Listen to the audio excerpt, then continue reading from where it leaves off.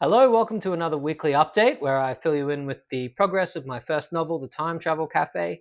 We'll start off with the word counts. I'm at 29,297 words. I really wanted to hit 30,000 this week, but I chose to film this update instead of write it. I'm going to finish it after I get this done.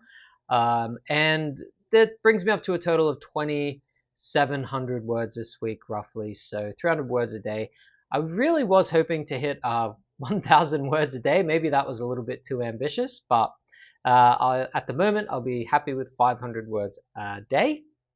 Something I've been working on this week and discovered about my writing is I was having some difficulty with voicing and characters and dialogue. And I watched some videos on YouTube and read some threads and tried to do a bit of research, as well as I'm currently reading an old Reader's Digest compendium of books, and one set in World War II. And I've been kind of reading that to see what the dialogue looks and feels like. And I came across a good piece of advice that was to give your characters a point of focus. So they're trying to achieve something, and their dialogue should be in service of what they're trying to achieve. And this is really useful for me to think like, what's this character want to do? Do they want to feel safe? Do they want to get answers? Do they want to obtain something? So with that in mind, I was able to write these really free-flowing conversations between two characters in the book. Again, Joan and Hemingway, as they have just escaped from the cafe. Um, and it's been really enjoyable. I'm not quite comfortable sharing that at this point. I think it still is a little on the nose, but it came freely. So that has been really useful for me this week. Kind of like breaking through that little barrier. It did hold me back a little bit. I think I was spent a lot of time umming and ahhing, and sitting there, my fingers hovering above the keys, not sure what to type. So I really enjoyed that. I thought I would leave you today with a piece of writing. Why not?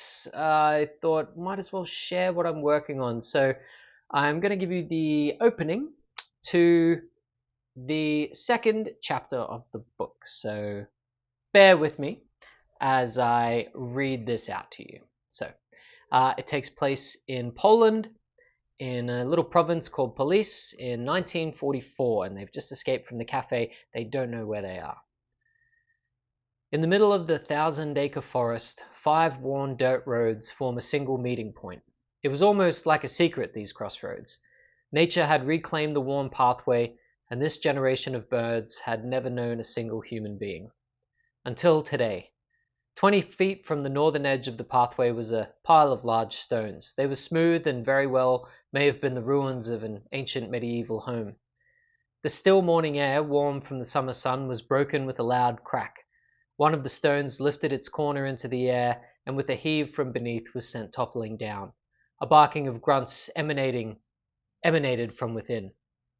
Another stone shifted, and then another, and before long the torso of Hemingway emerged victoriously, his face covered in dirt, soot, and sweat.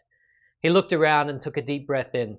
The fresh scent of the pine, the dirt, and the ground filled his nostrils, and he felt exuberant. "We did it, Joan," he yelled below. "We're free, kiddo." He let off a full-chested yahoo that echoed through the trunks of the pine trees, across the forest floor, and out into the beautiful open sky. He heaved more stones aside and climbed out before reaching down to pull up Joan behind him. Her injured arm was in a makeshift sling, and Hemingway's shirt billowed in large shreds. When Joan carefully emerged fully, she stood and turned in 3 complete circles, looking down the paths and up at the trees, and through the needles of the pine to the birds, and finally into the giant spotlight of the sun. She stared until white circles burned flashes into her retinas, and tears fell down her cheeks. It had been so long since she'd seen it. How long? Years, maybe.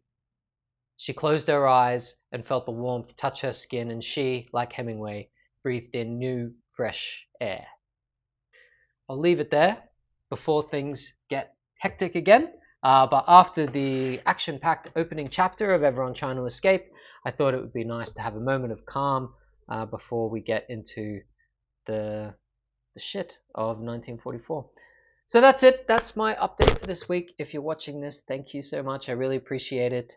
I love building this community here on Substack, and it's been great to see so many people sign on to see this journey go ahead. So, looking forward to conversing with you and seeing what you're working on as well.